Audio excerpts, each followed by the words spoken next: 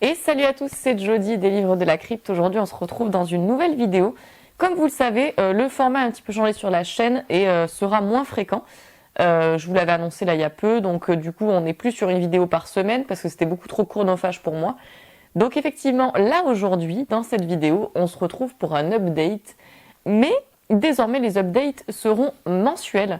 Donc là, on est sur l'update de mes lectures du mois d'avril. Mois d'avril qui, vous allez le voir, a été assez prolifique parce que j'ai eu des vacances, donc pas mal de temps libre. Donc j'ai pas mal lu, il y a pas mal de choses à vous présenter là aujourd'hui. L'update du mois de mai sera beaucoup moins prolifique que cela. Au mois d'avril, il y a pas mal de films, séries, lectures et tout. Au mois de mai, bon, il y en aura pas mal aussi, mais ça sera un peu plus tranx, un peu moins dense, on va dire. Donc c'est ça qui est aussi intéressant, je trouve, dans le fait de vous faire des updates mensuels maintenant, c'est que du coup vous allez pouvoir voir la disparité entre certains mois, le rythme de lecture, etc., ce genre de choses. Donc je trouve ça assez intéressant. Bref, comme ce sont des updates mensuels, ça va être très dense, et là celui-ci est très dense. Donc on va commencer de ce pas. Alors, tout d'abord, donc au mois d'avril, j'ai lu Sacrement de Clive Barker. Je lui ai mis 4 étoiles sur 5 à ce livre. Avant de commencer du coup à vous donner mon avis sur Sacrement de Clive Barker, je tiens à vous dire que c'est pas forcément le Barker le plus accessible. Voilà. Donc si vous commencez la plume de Barker, peut-être ne commencez pas par celui-ci. C'est pas forcément le plus facile entre guillemets. C'est totalement dingo, comme à chaque fois que tu lis du Barker, quoi. Il y avait aussi dans celui-ci, ce que j'ai apprécié, un côté un peu plus deep, un peu plus profond à certains moments, parce qu'au-delà de l'univers horrifique, forcément incroyable qui était développé, comme systématiquement, il abordait aussi des thématiques qui étaient assez importantes, ce livre. J'ai pu sentir en fait que l'auteur, là, il avait mis beaucoup de lui dans ce roman. Et pourtant, je partais dans ce roman un peu craintive, parce que j'en avais entendu des avis assez mitigés. Voilà, mais comme à chaque fois que je lis, que j'ai envie de lire toute l'œuvre d'un auteur, je me laisse toujours à la fin les œuvres où je suis pas sûre, ou alors j'ai entendu des trucs un peu, voilà, en demi-teinte.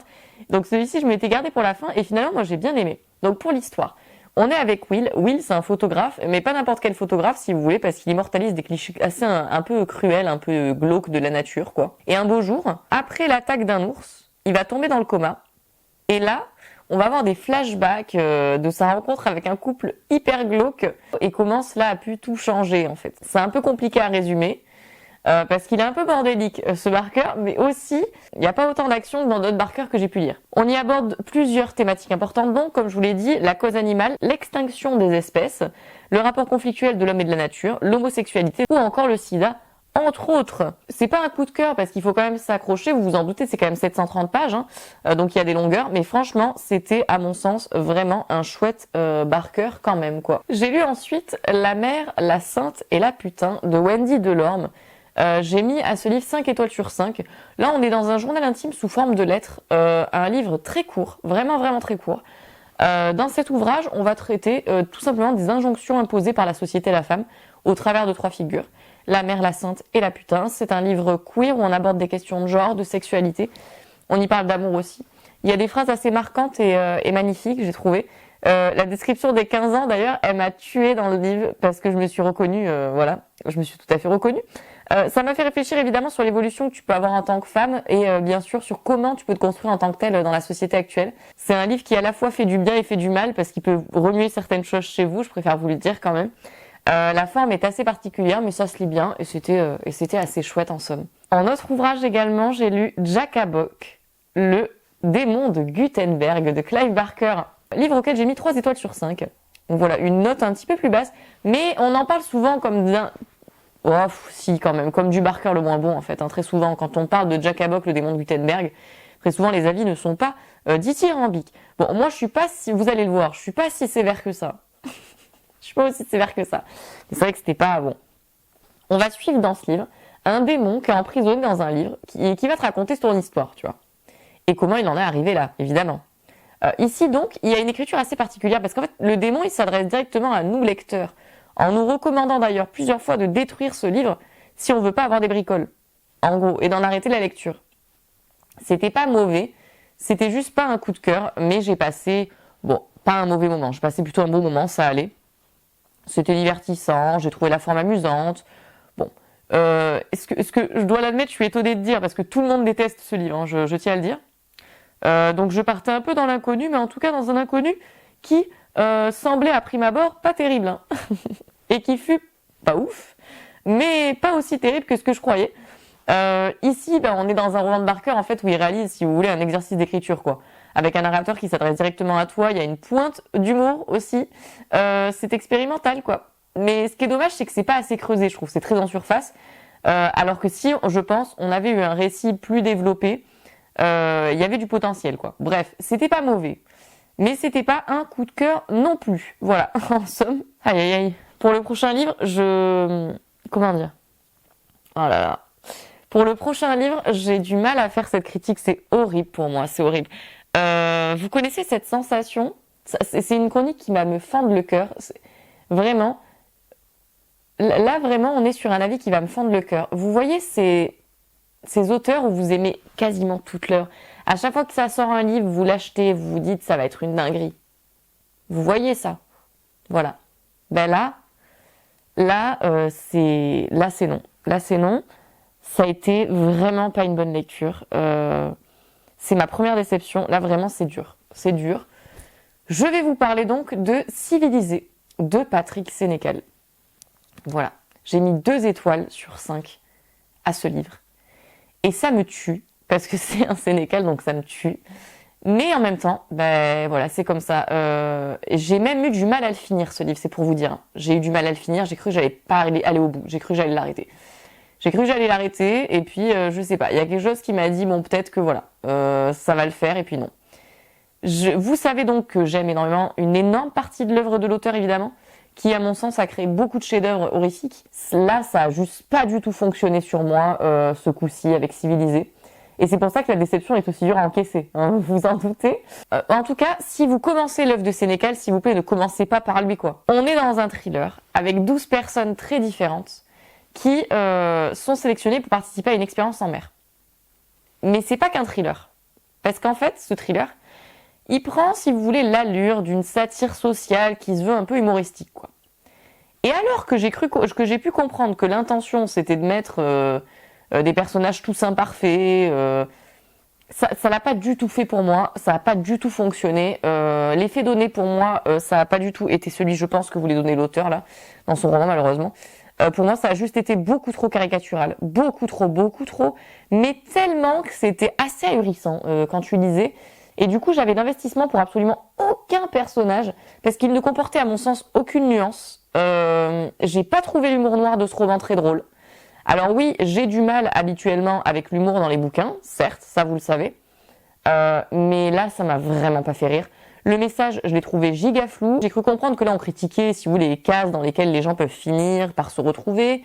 Mais en même temps, on en a parlé avec Lecture hallucinée sur Insta. Parce qu'en même temps, il y a un côté tonton, quoi. Un côté un peu, et aujourd'hui, on peut plus rien dire sans que ça s'offusque.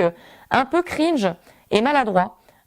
J'ai été hyper déçue, j'ai pas retrouvé la profondeur narrative de certaines de ses œuvres, et bien que je le sais, là n'était pas le but, et que c'était une œuvre qui se voulait divertissante et drôle, ça manquait tout de même grandement à mon sens de construction narrative, autant que de construction pour les personnages.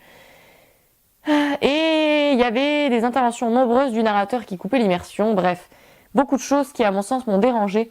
C'est ça quoi. T'as des auteurs, ils sont très bons en horreur, mais l'humour, peut-être pas. Voilà. C'est mon point de vue, c'est mon avis. Ne m'incendiez pas, c'est mon avis là encore. En vidéo, je suis toujours honnête avec vous, je vous dis toujours mon avis sincère. Et là, c'est un avis sincère. Donc voilà, non, je suis désolée, ça l'a pas fait. Bon, voilà. J'ai lu ensuite Les Orageuses de Marcia Burnier. Là, c'est une recommandation d'Anouk de la chaîne YouTube La Chambre Froide que je remercie donc. Gros bisous. Ici, on est dans un roman très court qui va nous conter l'histoire d'une bande de femmes qui n'en peuvent plus de l'impunité des violeurs et qui décident de se venger. L'autrice va citer notamment Dirty Weekend et on voit effectivement l'inspiration à ce roman dans l'œuvre. Bien qu'ici, attention, ce soit bien plus soft que dans Dirty Weekend. Parce que Dirty Weekend, c'est let's go quoi. On est donc dans un roman qui, vous l'avez compris, traite de sororité, de reconstruction, de vengeance. C'était assez chouette. J'ai mis 4 étoiles sur 5 parce que j'ai pas eu un coup de cœur au vu, si vous voulez, du style d'écriture. J'ai pas forcément accroché à 100% au style d'écriture. C'est une bonne lecture dans l'ensemble, mais là c'est personnel quoi. C'est vraiment l'écriture, j'ai pas 100% accroché quoi. J'ai lu ensuite un roman que j'ai adoré. Voilà, je vous le dis, ça fait partie là des coups de cœur. Hein. Voilà, j'ai quelques coups de cœur là dans cette update et je vais vous le dire quand c'est des coups de cœur parce qu'il y en a quelques-uns. Et là, c'en est un. C'est Le voleur d'éternité de Clive Barker. C'est un roman jeunesse, young adulte jeunesse, voilà, de Barker, qui est extraordinaire. Extraordinaire. Il y a des dessins de Barker lui-même dans le livre. C'était génial. On suit un jeune garçon. Ce jeune garçon, il s'ennuie. Il sait pas quoi faire. Et un beau jour, tu as un type qui s'introduit dans sa chambre et qui lui propose un voyage dans un endroit extraordinaire. Bref, le garçon, il dit, bah ouais, pourquoi pas, il y va. Et il tombe sur un monde étrange. Et il se rend compte que celui-ci pourrait être bien plus dangereux qu'il n'y paraît. C'était génial. J'aurais adoré le lire plus jeune parce que je pense que ça aurait eu un impact encore plus important sur moi, plus jeune que ça ne l'a eu là maintenant déjà. Le monde est super bien construit. J'adore, vous le savez, cette ambiance étrange et sombre, young adulte jeunesse. C'est un truc que j'adore à chaque fois, ça m'attrape. C'est genre ces ambiances à la Coraline, quelques minutes après minuit, de Patrick Ness. Enfin, ce genre d'ambiance, c'est un peu young adulte jeunesse qui vraiment à chaque fois m'agrippe et je suis dedans quoi. Et là, c'était clairement le cas. Le récit ponctué de jolies illustrations, évidemment, ça approfondit encore plus l'immersion. C'était une pépite. J'ai absolument adoré ce roman et je vous conseille ce roman de Barker si vous ne l'avez pas encore lu parce que franchement, c'était oh là là, c'est pépite, hein, c'est génial. De toute façon, je vous l'ai mis dans le top Barker. Donc, mais là, effectivement, vous le voyez dans cette update d'avril, il y a des Barker parce que c'est les derniers Barker que j'ai lus avant de vous faire le top. Donc forcément, voilà, ils sont là. J'ai lu ensuite Ceci n'est pas un livre sur le genre de Morgan N. Noam. Alors ça, c'est un livre de non-fiction. Que j'ai beaucoup aimé. Donc c'est un essai, un livre de non-fiction qui nous informe, nous donne toutes les clés pour comprendre en fait, si vous voulez, le vaste sujet du genre. J'ai trouvé que c'était hyper dense, hyper complet. C'est un livre sur lequel tu peux revenir, je trouve, et qui peut être un outil de déconstruction assez important. On nous explique ici aussi très bien, effectivement, que les gens sont peu informés sur le sujet et que du coup ils se sentent pas concernés et que là le but c'est d'avoir une vision d'ensemble plutôt qu'individuelle. Et évidemment de se débarrasser de tous les clichés et de toute la désinformation qui peut y avoir sur le sujet. Ce livre ne se veut en aucun cas moralisateur, contrairement à ce que certains pourraient penser. On y explique très bien que la déconstruction ne se fait pas en un jour et ce livre justement il amène à la réflexion sur tout cela, c'est complet. On y aborde la notion de genre, les injonctions, la construction de la binarité, les transidentités, la non-binarité et chaque fois on a des références d'ouvrages complémentaires données si on veut pousser un peu plus la réflexion. J'ai appris des choses, c'était instructif. Franchement, c'était vraiment cool. On aborde les faits historiques, aussi les représentations dans l'art qui ont pu amener à cela. Et on casse l'idée stupide et biaisée que cela pourrait représenter un danger. Voilà, c'était vraiment cool, un essai assez chouette que j'avais envie de lire et du coup je suis assez satisfaite de ma lecture quoi. J'ai lu ensuite la suite d'une saga que j'adore. Vous savez que j'adore cette saga. Et là vous allez être étonnés parce que d'habitude je mets tout le temps 5 sur 5 au tome de cette saga. Et là, j'ai mis un 4 sur 5. Parce que c'était un tome à mon sens un peu moins puissant que les autres. C'est Les Liens du sang, tome 15 de Shuzo Oshimi. Donc pas le meilleur tome, mais c'était quand même vraiment une excellente lecture. J'adore cette saga, j'adore. Voilà, j'adore cette saga. Extraordinaire. Ici, comme je vous l'ai souvent présenté, donc, c'est un manga qui va conter la relation toxique d'une mère avec son fils et les diverses conséquences que cela peut avoir dans le futur. Dans ce tome encore, les dessins sont magnifiques. On est ici dans un tome qui est très flashback. Oshimi, il utilise un dessin différent sur les flashbacks et les expressions des visages sont encore extrêmement bien rendues. C'est un manga, c'est absolument extraordinaire. Il n'y a pas besoin de mots et pour autant, qu'est-ce que c'est percutant. À mon sens, une saga vraiment de manga de qualité. Si vous aimez le genre psychologique, je n'ai de cesse de le répéter, mais allez-y quoi. Allez-y parce que c'est extraordinaire. Nous arrivons ensuite sur un autre coup de cœur absolu de cette update et je ne m'y attendais pas. Pour tout vous dire, j'ai repoussé ma lecture de ce livre parce que c'était tellement poussé, on le voyait partout et les gens en disaient toujours tellement de bien que du coup j'étais en mode j'avais un peu cet esprit contradictoire. Et puis la BD est sortie là récemment. Et là je me suis dit bon allez Jodie, fais un effort, lis-le. Donc je l'ai lu et c'était extraordinaire. C'est La Route de Cormac McCarthy. 5 étoiles sur 5 donc, là, vous l'avez compris. 5 étoiles sur 5. La route de Cormac McCarthy, c'est un roman post-apocalyptique. Et vous le savez, moi, les romans post-apo, c'est pas mon délire. C'est pas mon délire du tout, du tout, du tout. C'est un des sous-genres horrifiques, vraiment, auquel j'ai le plus de mal à accrocher. Et là, ce livre, je vous jure, il a brisé mon âme. Il m'a détruite. Il m'a foutu les larmes aux yeux. J'ai fini ma lecture, j'étais mais détruite. Comment dire? Je ne pensais pas dire ça d'un roman post-apocalyptique, je vous l'assure. Parce que normalement, c'est pas mon genre. Mais là, waouh! On suit un père et son fils. Ils tentent de survivre dans un monde post-apocalyptique. Avec un caddie. Ok? C'est un monde dans lequel il reste que très peu de survivants. Et ces mêmes survivants, évidemment, ils sont là, pour la plupart très dangereux et hostiles. Voilà, parce qu'ils font tout pour survivre. Et en fait, on va suivre les pérégrinations de ces personnages dans ce monde rempli de cadavres, rien que ça.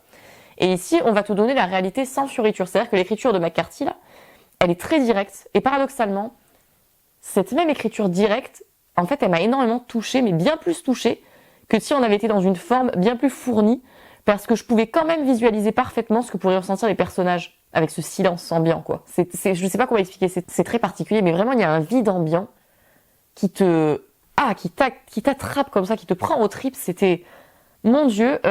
Et puis, ce qui est dur, c'est que c'est hyper cruel, parce que en même temps, c'est hyper réaliste. Pour quiconque se retrouverait dans une situation aussi cauchemardesque, c'est-à-dire qu'on te montre la réalité là. On te montre la réalité et de plein fouet et de façon très directe. Et du coup, toi, t'es là et t'es en mode OMG jusqu'à la fin. La fin qui m'a buté. Ok?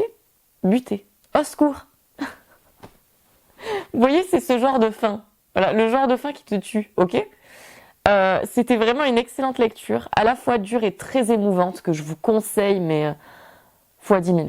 Fois 10 000, c'était extraordinaire, quoi. J'ai lu ensuite The Vault of Horror, tome 2. J'ai mis 4 étoiles sur 5 à ce tome. Ici, tout simplement, le second tome de ces comics d'horreur des années 50. Comme le premier tome, c'était sympa, divertissant.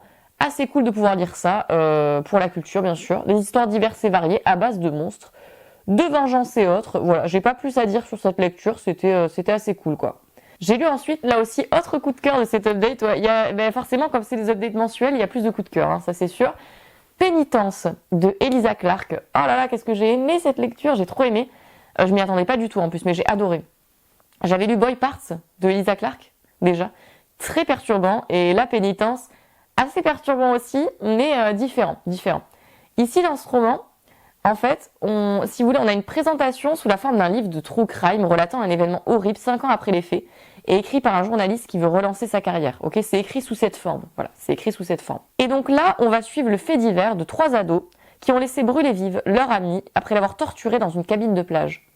J'ai adoré ce roman. Absolument tous les personnages sont imparfaits.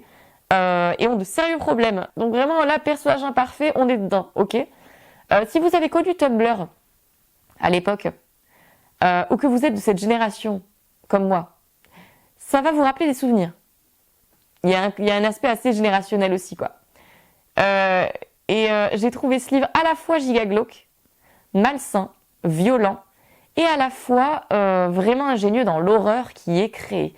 On parle évidemment de pas mal de sujets importants, de la fascination du true crime malsaine, des réseaux sociaux, d'internet, de l'adolescence, mais entre autres, parce que c'est un livre qui est très dense. La composition du texte augmente le dynamisme, j'ai trouvé, et l'immersion, parce qu'ici le roman est découpé en parties qui va concerner chacune des protagonistes concernés par ce crime, donc chacune des filles. C'est un roman assez particulier, sombre, inquiétant, perturbant, j'ai été complètement happée dedans, quoi, alors que pourtant il est assez épais. Je pouvais pas m'arrêter de lire. J'avais envie de savoir la suite, quoi. Et j'ai trouvé ça juste génial. Voilà, je vous conseille, c'est ce que j'aime, quoi. Là, on est vraiment dans le type de roman que j'aime. Les weird girl books, les sad girl books, les female rage books, enfin, tous ces trucs-là, j'adore ça. C'était trop bien. J'ai lu ensuite, pour continuer ma lecture des œuvres de cette autrice, Exuo, de Loana O'Haro. J'ai mis 3 étoiles sur 5 à ce roman. J'ai envie de lire toutes les œuvres de Loana O'Haro, en fait, tout simplement, parce que je trouve ça très intéressant. On est dans ce que je qualifierais, moi, dans l'œuvre de Loana O'Haro, du genre de l'extrême horreur, ou de l'horreur extrême. C'est un genre en horreur qui pousse les limites très très loin, quoi. Pour moi, Loana O'Haro est vraiment là-dedans. Elle est vraiment dans l'horreur extrême, quoi. Ici, bon, on n'y fait pas exception. On suit dans ce roman hyper sombre et dérangeant l'histoire d'un jeune homme rongé par la culpabilité après avoir causé un accident mortel qui a tué un enfant. Celui-ci, non seulement il est rongé par la culpabilité de son acte, mais par cet acte, il va aussi être rongé par le fait qu'il n'a pas été une personne bien durant sa vie, en fait. Il va alors entrer dans une ère d'autodestruction afin d'expier un peu tout ceci. Et là, on est encore dans un roman de Loana O'Haro qui est très dur, avec une fin assez marquante. On va y traiter de thématiques importantes, telles que la culpabilité, bien sûr, les pires aspects de la société, puisqu'on y parle aussi de racisme, en le dénonçant au travers de son personnage principal. Vous l'avez donc compris ici, encore l'autrice nous présente des personnages, je trouve, à la psychologie vraiment complexe et qui sont bien plus qu'imparfaits. Âme sensible s'abstenir parce qu'il y a des scènes vraiment dégueulasses, vraiment cracra, comme à chaque fois dans du Loana O'Haro. Néanmoins ici, donc, pas forcément mon Loana O'Haro préféré parce que je lui ai trouvé quelques longueurs, ce qui n'est pas le cas habituellement, donc je suis obligée de le signifier. Mais ce fut quand même intéressant. J'ai hésité entre 3 et 4 étoiles pour la note. J'ai lu ensuite un classique de l'horreur dont j'entendais beaucoup parler. Et donc du coup, je me suis dit, il faut que je le lise. J'ai lu La maison d'à côté de Anne Rivers Siddons. 3 étoiles sur 5 là aussi. Assez contente d'avoir lu ce vieux roman des années 80, puisque comme je vous l'ai dit, on le considère souvent comme un classique des romans d'horreur. Donc il fallait que je le lise. Ici, on est avec un couple qui habite à côté d'une maison qui semble être hantée, ou tout du moins maudite. On va suivre alors le destin funeste de plusieurs personnes qui vont passer dans cette baraque. On a une ambiance bizarre qui règne évidemment, puisqu'en fait rien ne t'est montré de plein fouet en tant que lecteur là. Ici, t'es dans le doute en fait. T'es toujours dans le doute en tant que lecteur de la source de cette malédiction et de cette inquiétude qui plane tout le roman en fait. T'as une inquiétude étrange qui va planer tout le roman, une atmosphère étrange. Ne vous attendez donc pas à un roman où l'horreur pète de partout. Ici, on est plutôt dans un mood atmosphérique avec des personnages qui te racontent les mésaventures de leurs voisins. Ce qui me fait mettre 3 étoiles, c'est que comme on est dans un roman d'horreur rétro, un peu plus ancien, il y a des gros clichés et des moments un peu cringe, avec des pointes d'homophobie ou de racisme entre autres, venant du personnage principal. Disons qu'à certains moments, ça n'a pas très bien vieilli, vous voyez. Voilà, il y a un peu ce truc de ça n'a pas bien vieilli. Bon. Et puis, évidemment, il y a aussi le fait, au-delà de ça, que à l'époque, possiblement, le concept était novateur. Ça, c'est sûr. Mais c'est vrai que maintenant, quand tu le lis, tu trouves pas ça si fou que ça. Tu trouves pas ça si fou que ça. Bref, pas un coup de cœur. Contente d'avoir découvert ce classique. Ça se lisait plutôt bien, mais pas un coup de cœur, quoi. J'ai lu ensuite, là encore, un classique de l'horreur. Conte de la Fée Verte de Poppy Zellbright. C'est un recueil de nouvelles horrifiques qui ne fut pas une mauvaise lecture, mais pas une excellente non plus. C'était assez intéressant parce que très bien écrit et on a un univers développé assez unique, quoi. Après, c'est la plume de Poppy Zellbright aussi. Il y a toujours un univers développé assez unique dans la plume de cet auteur. Ici, un univers donc assez goth, punk, queer et gore à la Poppy Zellbright, quoi. J'ai cru comprendre qu'il y avait des refs à âme perdue dans ce recueil, mais j'avais pas la ref, parce que du coup, je l'ai pas encore lu. Comme dans beaucoup de recueils de nouvelles, évidemment, j'ai plus aimé certaines histoires que d'autres. C'était assez inégal. Il m'a manqué ce petit truc, mais ça m'a permis de poursuivre dans ma découverte des œuvres de l'auteur. Donc 3 étoiles sur 5, là, ici. Une relecture, là. J'ai lu Moi, ce que j'aime, c'est les monstres, de Émile Ferris. 5 étoiles sur 5. Une relecture en vue de la sortie prochaine du tome 2, que j'ai trop hâte de lire. Voilà, je suis trop contente. Enfin, le tome 2 va sortir. Bref, j'ai trop hâte. Et c'était chouette, comme la première fois que je l'ai lu, en fait. On est ici à la fin des années 60, à Chicago, avec Karen. Karen, c'est une jeune fille qui est fascinée par les monstres et qui va enquêter sur la mort soudaine de sa voisine, Anka. Et j'aime trop ce roman graphique. J'aime trop. On y trouve des thématiques assez importantes là aussi, telles que le racisme, le cancer, le deuil, la découverte de la sexualité, la drogue, etc. Visuellement aussi, évidemment, c'est magnifique, avec des dessins au bic, au style graphique hyper varié. Enfin, c'est juste sublime, sublimissime. Un roman graphique que je vous conseille donc grandement si vous ne l'avez pas encore lu. Très très hâte en tout cas de lire le tome 2. Autre coup de cœur littéraire de cet update, Goddess of Filth de Vi Castro. 5 étoiles sur 5. Là, c'est tout ce que j'aime en fait. C'est vraiment tout ce que j'aime. On est vraiment dans une thématique que j'adore. Donc forcément, c'était pas difficile voilà, que je sois conquise. C'était incroyable. Ici, on est dans un court roman, une histoire de possession où 5 potes font une sorte de séance de spiritisme et elles vont accidentellement invoquer une déesse ancestrale dévoreuse de péchés qui va s'attacher à l'une d'entre elles, Fernanda. Voilà. Et en le lisant, j'avais l'impression de regarder un film giga cool. J'ai pensé à Dangereuse Alliance, The Craft, qui est un de mes films préférés. On y explore beaucoup le passage de l'adolescence à l'âge adulte avec ce groupe de filles. Et j'ai trouvé, en gros, si je devais vous situer un peu l'histoire, que c'était un mélange de The Craft, donc Dangereuse Alliance, et Jennifer's Body. Pour vous situer un peu l'ambiance, parce que vraiment, c'est beaucoup ça quand même, je trouve. J'ai trop aimé la déesse. Franchement, j'ai trop aimé le personnage maléfique de ce récit, je l'ai trop aimé. J'ai adoré l'ambiance, l'esthétique, l'atmosphère. C'est une ambiance qui fonctionne toujours ultra bien sur moi, ultra bien, ça marche toujours avec moi. Tu mets un groupe de meufs witchy avec une ambiance coming of age, tu vois, et une histoire sombre, et c'est bon. C'est bon, je suis conquise. Voilà, j'ai trouvé ça hyper fun, divertissant, badass, vraiment cool. Là, on est vraiment dans tout ce que j'aime, c'est-à-dire de l'horreur fun, en fait. Fun. Voilà, c'est juste tu t'amuses, c'est trop bien. Bref. Alors, comme je vous le disais, pour poursuivre cette update, le post-apo, c'est pas trop mon truc, vous voyez. C'est pas trop mon truc. Donc là, cette critique, il faut la prendre comme la critique de quelqu'un qui n'aime pas trop le post-apo. J'ai mis 3 étoiles sur 5 à B219, intégrale 1, jour 322-341 de Dave Turcotte-Lafont. Je remercie tout d'abord l'auteur, évidemment, pour l'envoi de cet ouvrage, mais ça l'a pas fait ici. On a un virus ici à cause du réchauffement climatique, puis un vaccin développé qui aggrave tout, fait muter le virus et rend les malades confus, agressifs, les poussant à détruire les personnes saines et les transformant en d'horribles créatures. S'ils te mordent sans te tuer, il y a une possibilité que tu deviennes un d'entre eux, et dans ce monde, on va suivre un groupe de survivants. Voilà. Et j'ai pas fini cette intégrale. Je n'ai pas fini ma lecture. Là, on est sur un livre que je n'ai pas terminé. Voilà, à prendre en compte également. J'ai arrêté à la page 303 sur 738. Voilà, je j'ai noté le truc. Donc voilà, ça à prendre en compte. Effectivement, voilà, comme je vous le disais, le genre du post-apo, c'est pas forcément mon truc, sauf exception, comme La Route de McCarthy dont je vous parlais plus tôt. C'est pas vraiment mon truc sinon.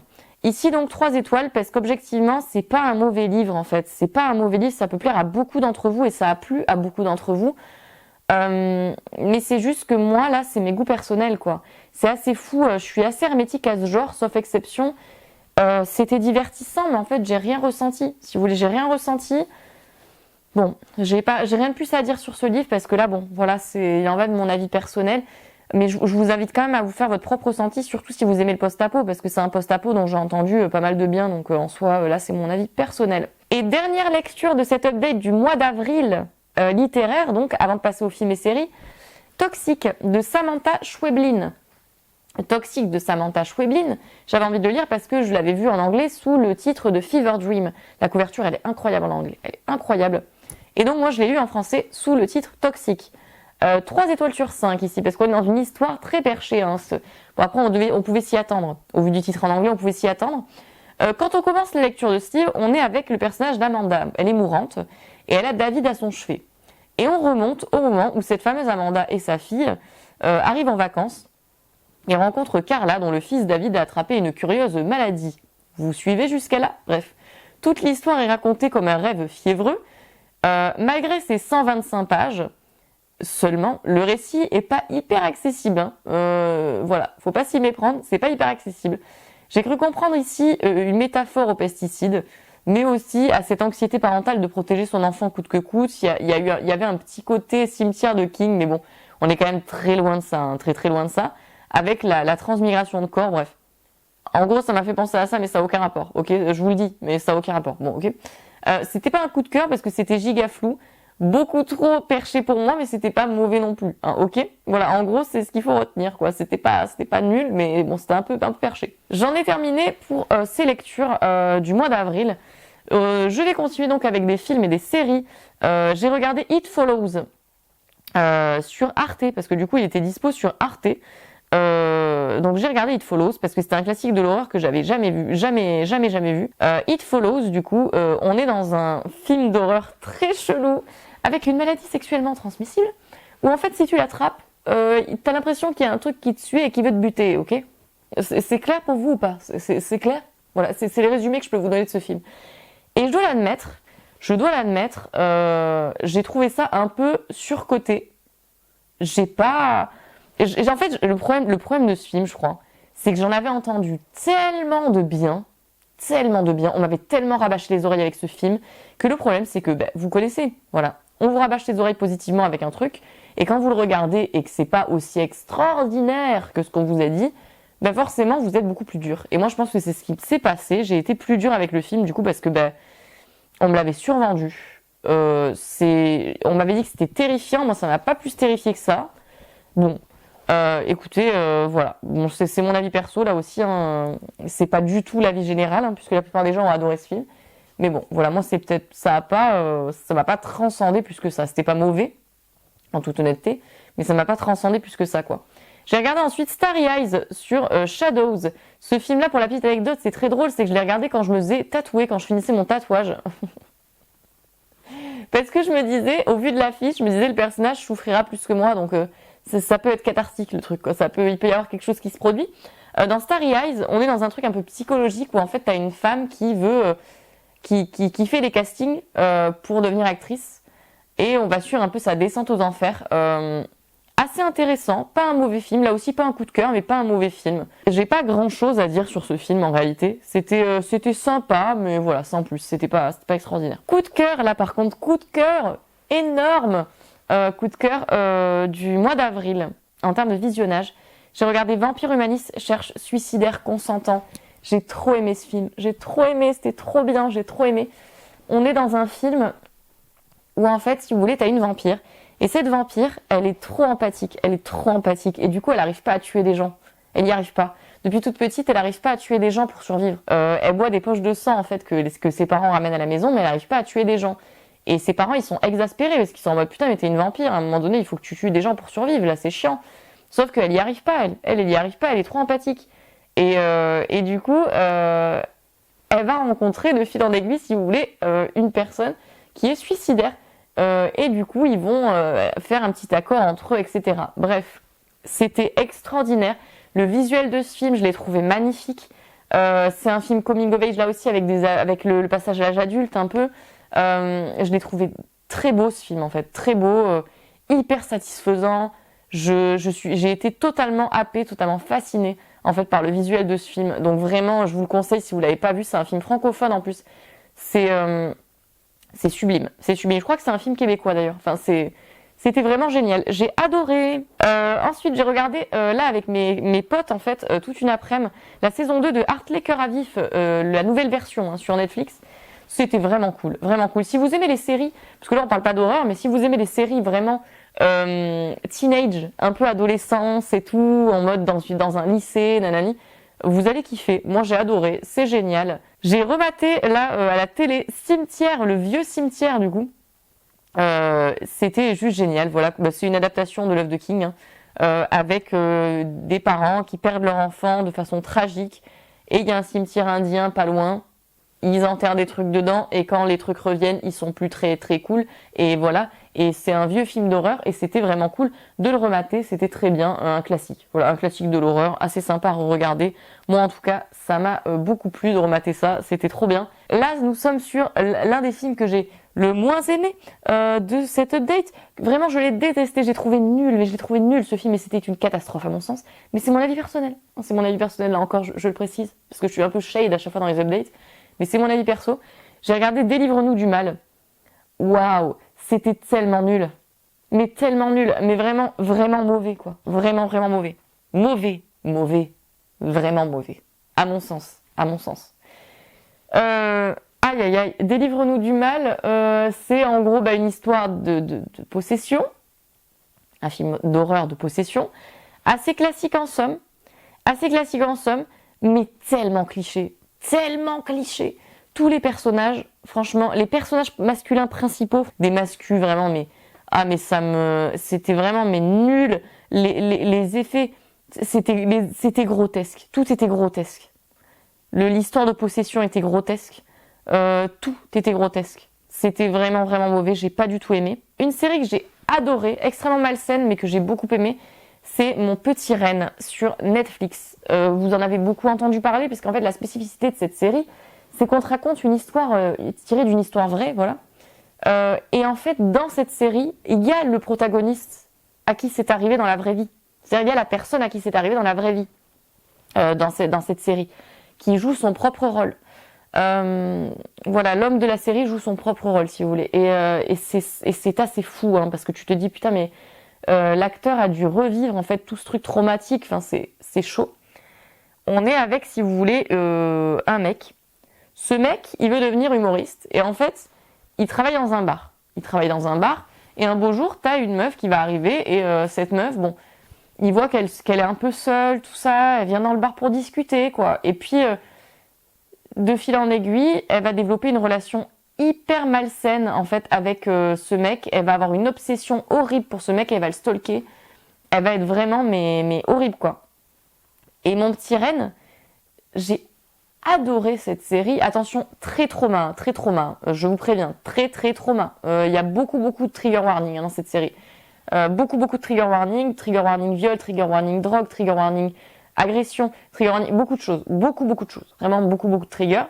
Mais j'ai trouvé cette série très intéressante parce qu'en fait, elle montre un autre schéma de victime. Elle montre le fait que toutes les victimes ne sont pas parfaites et on casse ce schéma de la victime parfaite. Et ça, j'ai vraiment beaucoup aimé. C'était très bien fait. Voilà, c'était très bien fait, très intéressant, très dur, mais vraiment très intéressant. Donc, je vous conseille cette série si vous ne l'avez pas regardée, quoi, en somme. Voilà pour cette update. J'en ai terminé. Donc, pour cette update du mois d'avril, l'update du mois de mai sera peut-être un peu moins fournie. Puisque là, vous voyez, on est le 13 mai, donc j'ai lu 5 livres pour le moment, regardé 5 films séries. Voilà, donc ça sera peut-être un peu moins fourni que celui du mois d'avril, parce qu'au mois d'avril, comme j'avais des vacances, effectivement, l'update il est assez colossal. Pour mes lectures du coup actuelles, que je vous montre à chaque fin d'update, je suis en train de lire Le Seuil de Tom Clearlake, et je vais lire un roman d'horreur extrême sur ma liseuse, parce que ça va casser un peu ma routine. Et là, au mois de mai, je suis un peu dans un mood de lire des trucs gore, des trucs un peu trash, quoi. Mois d'avril, j'étais plus dans un mood lecture plus psychologique, comme on a pu le constater. Mois de mai, j'ai envie de lire des trucs gore. Voilà, on a envie de retourner un peu dans le gore, dans le vif du sujet. Voilà pour la thématique. En tout cas, j'espère que cette update vous aura plu. N'hésitez pas à me dire ce que vous avez pensé, comme d'habitude, des œuvres que j'ai pu lire. À me donner des conseils aussi lecture en commentaire si vous avez des trucs à me conseiller à lire, parce que clairement, ça m'intéresse toujours. Et puis moi, en attendant, je vous fais de gros bisous et je vous dis à très vite pour une prochaine vidéo.